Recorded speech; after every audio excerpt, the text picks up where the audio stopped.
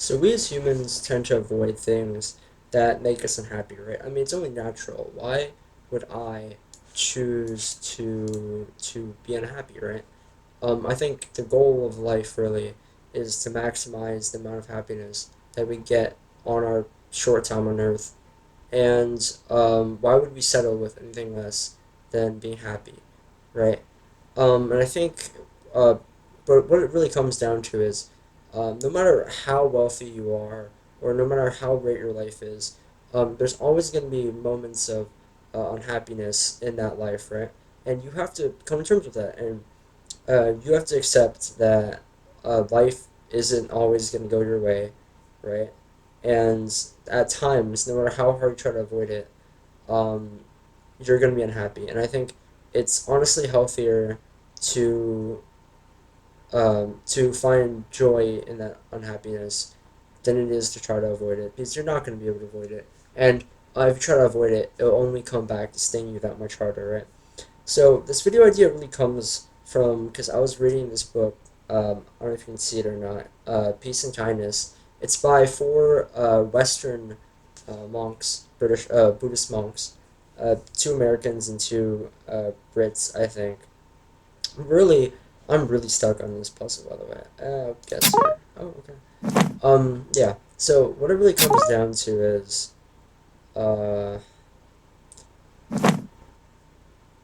there are times in our lives that you're going to be unhappy, and you, and learning to come to peace with that. The first chapter of the book. Oh my god. The first chapter of the book is called "Making Peace with Despair," right? And it really is just about how it's really Stoic philosophy, Buddhism. It's really about how, or Stoic religion. Um, it's really about how there are going to be things in life that you can't control. So you should just come to accept that it's not your fault. You couldn't have done anything about it. And no, I mean it's happened already, right? So no matter what, you might as well just go on for your life, and it is what it is, right? I think that's what it comes down to. Stoicism really, when you really boil it down, it comes down to saying it is what it is, right? You live and you let go.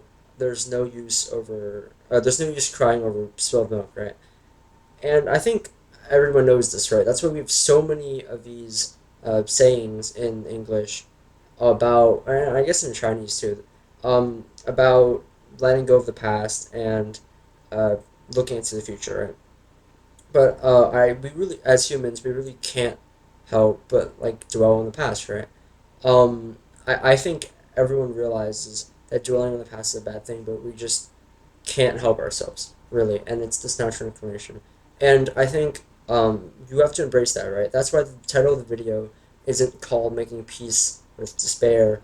It's called "Being Happy with Being Unhappy," right? You have to learn how to thrive in that state of despair, sorrow, unhappiness, because it's gonna happen. It's gonna happen a lot in life, right? That's just what living life is, and being able to take joy in that, or at least to find some solace in that despair.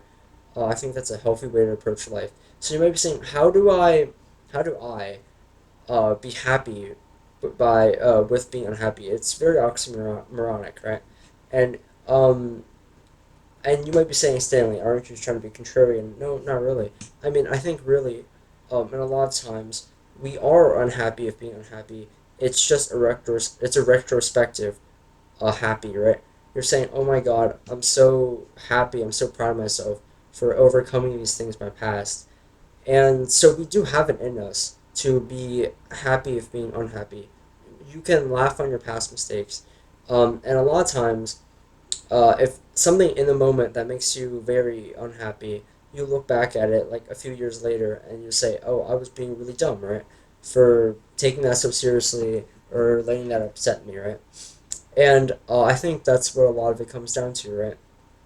You're you are able to be happy of being unhappy. It's just you don't recognize in that moment that that you can overcome that unhappiness, and really it's about overcoming it, right? And realize that every obstacle in life, I don't think everything bad in life happens for a reason, right? I think that's a fallacy. It's something that people tell themselves to make yourself feel better, and it will make you feel better, right? And if you believe that God is a plan for you and that everything in life happens for a reason, I think that's amazing, and you should live by that philosophy because it's gonna help you get through life, right? And honestly, ultimately, that's what matters, right? It doesn't matter if Buddhism, Christianity, Islam, Judaism, whatever helps you get through life, uh, that's good enough, right? Because really, ultimately, um, our goal in life is to be as to minimize the suffering, right? And if a religion is how you do that, and it helps you minimize that suffering, then so be it, right? Why does it have to be philosophy? Why can't it be theology, right? And I think that's a great way to see things, right? But if you're not religious or you don't think everything, also it's I think it's unhealthy to think everything in life has a plan for you. Okay, because maybe you are the person you are because of something that happened in your past. But what if that something in your past like really fucked you up? Like what if it's some like serious trauma, right? Or some shit like that. So I mean, there's also that component of it, right? Like if you tell yourself that God meant for my parents to be alcoholics and like they beat the shit out of me or something, right? To some extent, I think you're making yourself uh, you're forcing yourself to come to terms with stuff that you probably shouldn't come to terms with, right? And I think if anything, that can be more unhealthy for you than just being able to come to terms on your own that things happen and there's nothing you can do about it, right? And you should move on. Um, so I think that was just my advocacy for Stoicism, right? Or if anything, if you have to believe in a religion, Buddhism is your best bet. But anyways, that's not the point. The point of the video is how do you be happy with being unhappy? And I think a lot of it comes down to realizing that nothing ultimately matters. So, again, it's that stoic approach, right? But if you realize that nothing ultimately matters, then nothing will upset you, or you play life like it's a game, right? Because ultimately it's as consequential as one. Um, and if you treat every challenge or difficulty in life as just another obstacle to overcome, and you will overcome it, right? Because you either have two options in life: you either overcome the obstacle or you die, right? And if you're still living and breathing right now, I think you've overcome every obstacle in life, right? Because ultimately that is what's gonna happen, right? You either overcome it or you die, and you might be saying, there are some things that you can never overcome, right? Like maybe you have depression for your whole life and you die at the ripe old age of 90. Well, I think if you lived with depression your whole life and you didn't kill yourself, I think you did overcome it, right, to some extent. But that's not the point. So how do you find solace? How do you enjoy the state of being unhappy? And I think it really comes down to do I have to guess again? Okay, and I think it really comes down to I don't know. Yeah, whatever.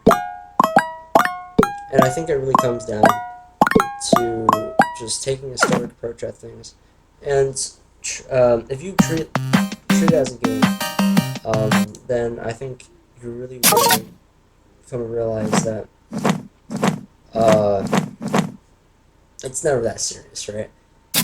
And maybe God is testing you. Maybe it's just the way things just are meant to be, right? But um, sorry, where was I? But oh my god, yeah, I'm so sidetracked right now. But really, the only but there's also really a joy to challenge because there's no victory without defeat, right? And that's why victory is so sweet because defeat is so bitter. It makes that victory all the sweeter, right? And once you learn to come to terms with that sweet or so that bitter, then you can learn to enjoy the sweet more, right?